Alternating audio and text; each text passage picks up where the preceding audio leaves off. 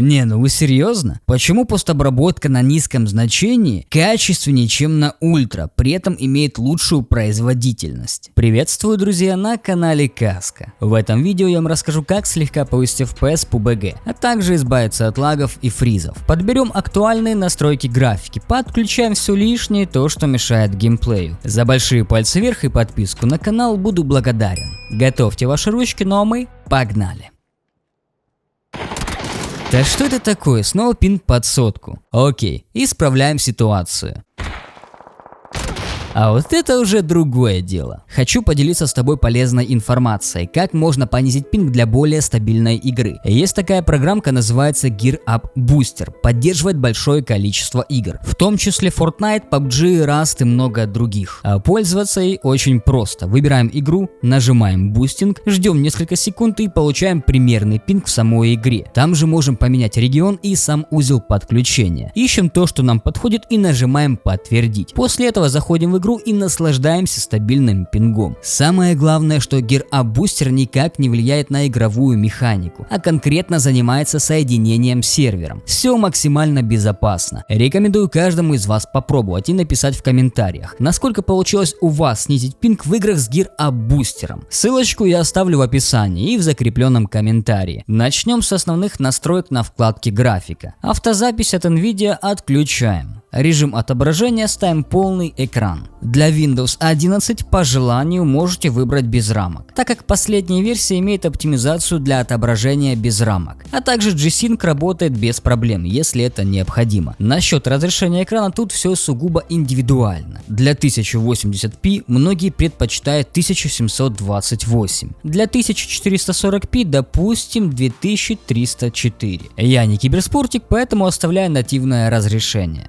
Ставим ограничение FPS в лобби на 60, это обязательно, чтобы лишний раз ваша видеокарта не напрягалась. А вот уже в самой игре ограничения не ставим. Бывает исключение, если при резком повышении FPS у вас вдруг начинает фризить. Можете сделать ограничение до 200 кадров. Яркость лучше повысить со стандартных 50 до 70. Можно и больше, вплоть до 100, но сильно не увлекайтесь. Самое главное, чтобы было комфортно глазам. Еще одна удобная фича. Настройка яркости для каждой карты по отдельности. Тут уже сами смотрите. Можно на более ярких картах поставить на 70-80, на более темных влупить 100. Лично мне 100 играть легче, глаза не так устают. Расширенные настройки я решил поделить на группы. Небольшая ремарка. Если вы киберспортик, ставите все на самое низкое и идете играть. Киберспортики действительно ставят самые низкие параметры, выжимают каждый кадр для того, чтобы на туриках тащить. Я отношусь к другой категории, делаю большие тесты всех параметров графики и нахожу баланс. Картинка равно производительность. Чуть позже вы поймете, почему это так важно и как именно нас обманывают разработчики.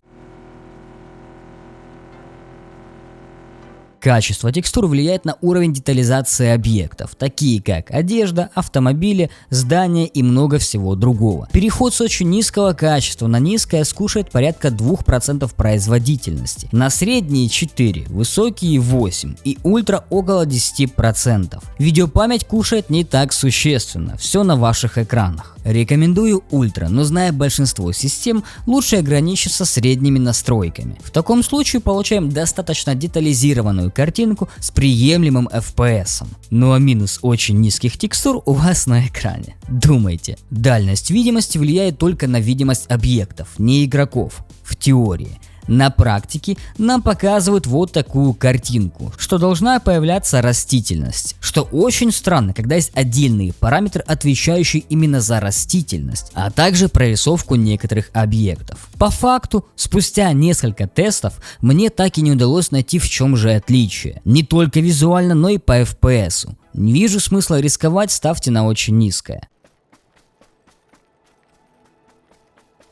Тени в PUBG имеют общее качество для всех теней. Деревьев, травы, персонажей, машин и так далее. Переход с очень низкого качества на низкое никак не затронет производительность. Да и разница по теням вообще никакая. А вот уже среднее качество, как по мне, отличный баланс хорошо детализированных теней с FPS. Стало отчетливо видно тени, там где их до этого и не было. Переход на высокое качество скушает порядка 4% производительности, а ультра 10%. Рекомендую среднее качество теней. Растительность. Как и дальность видимости, очень странный параметр, который добавили зачем-то, не пойми зачем. Визуально растительность добавляет вот такие вот пучки, причем только на дальней дистанции. Кушает очень много производительности, а смысловой характер вообще никакой не несет, а делает наоборот хуже. Допустим, где по вашему мнению будет лучше видно врага? В такой местности или вот такой? Переход с очень низкого качества на ультра затронет более 50% производительности. Спасибо разрабам или движку, что хоть тени под этими маленькими стручками не прорисовываются, а имеют ограниченный радиус. Тут все очевидно. Растительность ставим на очень низкое качество.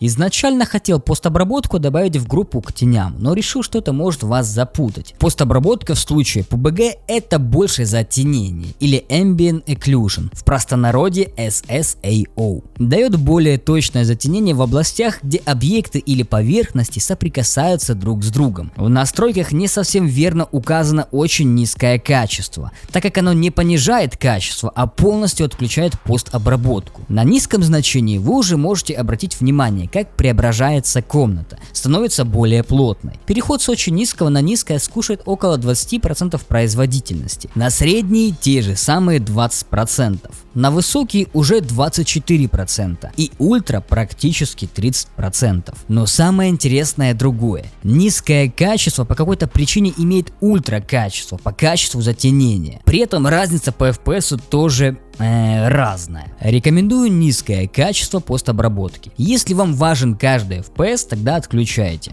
Эффекты отвечают за качество частиц и по всей видимости за какие-то глянцевые отражения. Переход с очень низкого на низкое скушает порядка 4% производительности. При этом визуальных изменений практически нет. На среднее качество 12%. Уже можем заметить хоть какую-то разницу. На высокое 20% и на ультра более 30% производительности. Я рекомендую выбрать среднее качество, так как оно лучше всего сбалансировано. Но если важен каждый кадр, ставим на очень низкое. И последняя группа у нас отвечает за сглаживание и резкость. За размытие движения скажу буквально в 2 строчки. Во многих играх я его отключаю, даже в одиночных. А в таких как PUBG и другие онлайн-шутеры, мне кажется, нужно выпиливать с зародыша. Ведь оно действительно очень сильно мешает играть. А люди не по незнанию будут бегать с размытием и в разы хуже замечать врагов. Ладно, признаюсь. Размытие движения я включал пару раз в Ведьмаке 3. Ну там сеттинг такой. Иногда заходит. Сглаживание. Зрители моего канала прекрасно знают, как я к нему отношусь. Для меня лично это must-have параметр, самый важный. В любой игре, если позволяет производительность, обязательно выкручиваю на максимум. Но без фанатизма, потому что если сглаживание кушает неоправданно много, то стараюсь найти компромисс. Ребята с Full HD мониторами могут сказать типа каска. Это сглаживание дает мыло. Да. Я с вами соглашусь. В таком случае можем включить резкость и уже будет чуть лучше. А вот уже для ребят, у которых мониторы 1440p, мыла практически не будет. При этом все углы гладкие и не дергаются лесенки. Касаемо сглаживания в PUBG. Переход с очень низкого качества на низкое скушает 2%, на среднее 5%, высокое 7% и ультра 10%. Не так много, но зато получаем действительно сглаженную и очень приятную картинку. В совокупности с ультра текстурами выглядит замечательно. Теперь коснемся последних параметров, которые не попали в группу. Масштаб отображения. Тут все просто. Для разрешений 1440p не рекомендую ставить выше, чем 100. В таком случае мы получим чуть лучше детализацию, но с сильными просадками по FPS. Для 1080p уже имеет смысл, но тоже без фанатизма. Поле зрения от первого лица. Кому как удобней.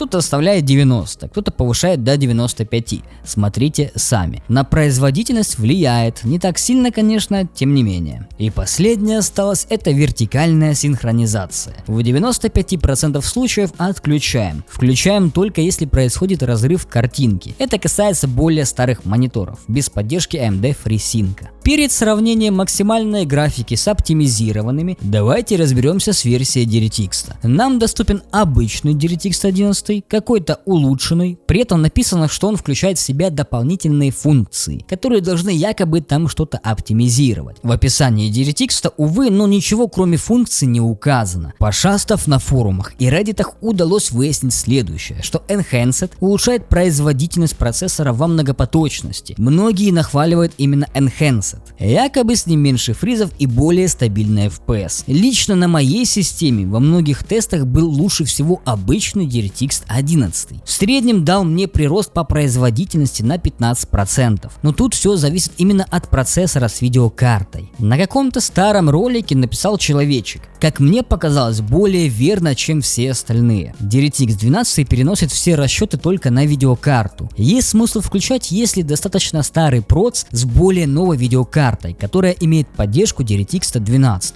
У меня процессор Ryzen 5 7600X, то есть новенький. И в таком случае у меня не только меньше FPS при работе с DirectX 12, но и постоянные фризы. На таймлайне это отчетливо видно. Чтобы вы не писали типа каска, нужно было подождать кэш шейдеров, я это сделал. Подождал несколько минут, зашел, поиграл на тренировке, в обычной игре. Все равно появляется как фризы, так и меньше FPS. Поэтому DirectX 11 обычный, причем для меня более предпочтительней. На вашем экране оптимизированы, по моему мнению, настройки графики для PUBG.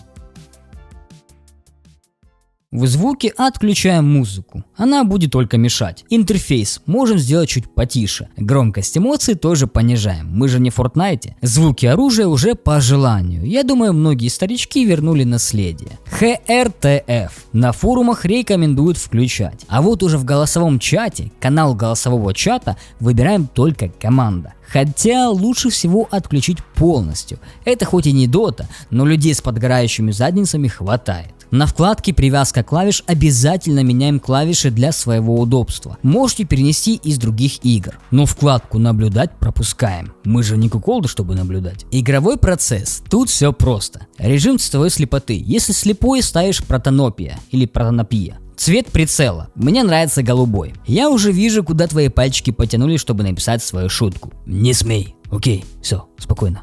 Успокойся. Не смею, говорю. Ладно, можешь об этом пошутить у меня в телеге. Не получится. У меня там закрытый комментарий. Хотя мы в Дискорде частенько общаемся, можешь подключаться. Чуть ниже нужно найти подсказку клавиш на экране и отключить. На вкладке «Функция» обязательно для всех там пистолетов, автоматов выставь на авто. Иначе при подборе оружия оно будет стоять на одиночном режиме. И наконец вкладка «Другое». Повторы отключаем, сеть включаем. Полезная инфа пусть будет. будет. Если у тебя есть большое желание поддержать автора этого канала, то есть меня, можно это сделать на моем бусте, но без подарочков и разных фишек, плюшек я вас не оставлю. Вас ожидает специальный архивчик для бусти с твиками, реестрами и максимально жесткой оптимизацией, а также гайд по этому архиву, который я записал на более чем 30 минут. Все ссылочки будут в описании. Быстренько пробежимся по оптимизации настройки винды. Без подробностей, потому что все это я объяснял уже в предыдущих роликах. Если интересно, можешь посмотреть их, либо загуглить. Просто пишешь название в гугле и читаешь, что оно дает. Работает на десятки и на Windows 11, если что. Первым делом мы нажимаем поиск, пишем панель управления, переходим на электропитание, показать доп. Схемы и находим высокая производительность. Ставим здесь галочку. Для максимальной производительности я оставлю код в описании. Куда выводить? Нажимаешь PKM, PowerShell, вводишь код, активируешь. Если, конечно же, нужно, особой разницы нет. Далее открываем Steam, библиотека, PUBG. Так, сюда мы не смотрим.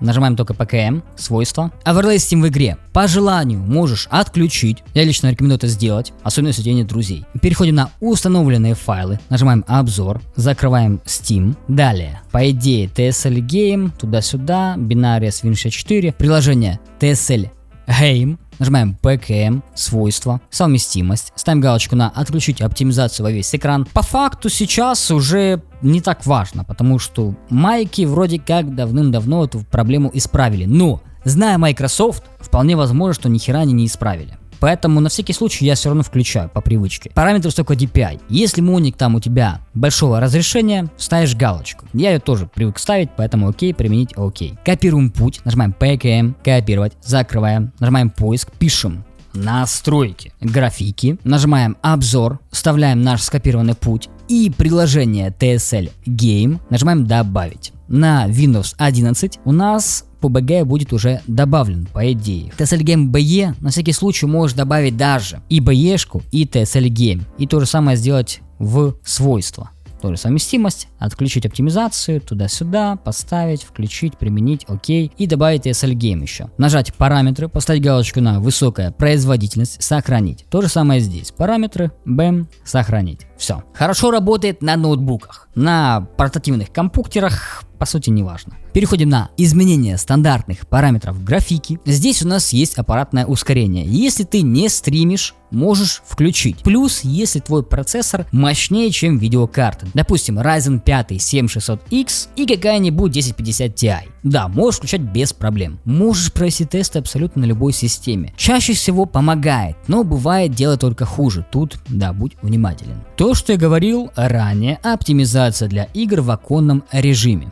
Конечно же, включаем. И после всех изменений обязательно перезагрузи свой компьютер. Далее, у меня есть кое-какой интересный прикол. Заходим в загрузки. Ну, ты не заходишь, я захожу. Далее, Compressed. И я нахожу таймер Resolution. Ссылочку оставлю в описании. Что он делает? Для начала открываем, делаем распаковку, закрываем, таймер Resolution, открываем. Тут даже думать не нужно или быть хакером. Нажимаешь просто максимум, все, полетел играть. Как поиграл, вышел, нажимаешь Default, несколько раз на всякий случай, видишь, ну, меняется. И Close. Все, снова заходишь играть, запускаешь, оптимизируешь таймеры и играешь. Что оно делает, можешь загуглить, либо посмотреть мои предыдущие ролики по оптимизации любой из игр. Точнее, последние 3 ролика я там точно объяснял, что это вообще такое. Далее, нам нужно сделать быстренькую оптимизацию, настройку нашей видеокарты. Нажимаем PKM на рабочем столе, показать доп. Параметры, панель управления NVIDIA. Переходим на регулировка настройки изображения. Ползунок, ставим галочку на настройки с упором на производительности, то есть ползунок весь влево. Далее переходим на управление параметрами 3D. И здесь мне иногда пишут, типа, а зачем ты ставишь на производительность, а потом делаешь здесь изменения? Потому что многое что отключается. Как пример, анизотропная фильтрация. Мне она нужна, поэтому я оставляю управление от приложения, как и вертикальный синхроимпульс. По факту можно отключить. Если ты играешь только в PUBG, можешь отключать, как и фильтрацию анизотропную. Далее здесь выбираем видеокарту, затемнение фонового освещения для PUBG выключаешь, я для себя включаю, потому что я играю во многие игры. Используй цепочку буферов DX. Выбираем здесь. Далее, высшая доступная. Размер кэша шейдеров 10 ГБ. Если у тебя миллиарды памяти на диске C, ставишь без ограничений. Режим низкой задержки. Ультра. Режим управления электропитанием. Выбираем режим максимальной производительности. Далее, OpenGL. Приоритет совместимости обязательно. Эта фишечка часто багует. Технология монитора. Поддержка G-Sync у меня, конечно, нет, но не знаю, что он стоит, пусть будет. Мало ли он включается. Фильтрация текстур, высокая производительность. Выбираем. Здесь оптимизацию включить, трилинейную оптимизацию тоже включить. И нажимаем применить. Для AMD, чуваки, прошу прощения, но я уже давно AMD не пользовался, поэтому чё, как и зачем, не помню. Тем не менее, там есть... Где у нас архив? Да, вот. Архив. Кстати, архивчик будет, если что, в Дискорде и в Телеге. Если интересно, можешь загрузить. Тут можешь все отдельно настроить, как вики реестра, так и сделать очистку по желанию, как хочешь. Тут же и схема питания есть, кстати, да. В общем, нас интересует настройка видеокарты AMD Radeon. Первая картинка. Выбираем киберспорт. Далее производительность на качество фильтрации текстур, режим тесселяции, переопределить настройки приложения и, наконец, уровень тесселяции отключить. Ну, это было так раньше, как сейчас я хз. Раньше я делал именно таким вот образом, и в моем случае... А что такое? Закройся. Картинка становилась более плавной. Нажимаем поиск, пишем параметры режима игры. Игровой режим мы оставляем включенным. Геймбар отключаем. Записи все здесь отключаешь. Если у тебя Windows 10, переходишь на конфиденциальность, фоновые приложения и буквально одним кликом отключаешь все фоновые приложения. Штука классная, жаль, что нет такого на Windows 11. Для Windows 11 нажимаем поиск, пишем изоляция ядра и отключаем целостность памяти. Эта штучка кушает очень много процентов производительности. Возможно, в 2024 году уже пофиксили это. Но мне, честно, тестить лень. Я уже тоже привык отключать, отключаю и не парюсь. Главное, только вирусы не качаю и все. Качаю с проверенных сайтов. Ну и напоследок нажимаем PKM на пуск. Диспетчер устройств, системные устройства, опускаемся почти в самый низ и находим высокоточный таймер событий. Нажимаем PKM и отключить устройство. По факту эта функция и не нужна в 2К24 году. После всех этих настроек залетаем в PUBG и наслаждаемся, если не высоким FPS, то по крайней мере стабильной и плавной картинкой. Как говорится, до скорых встреч!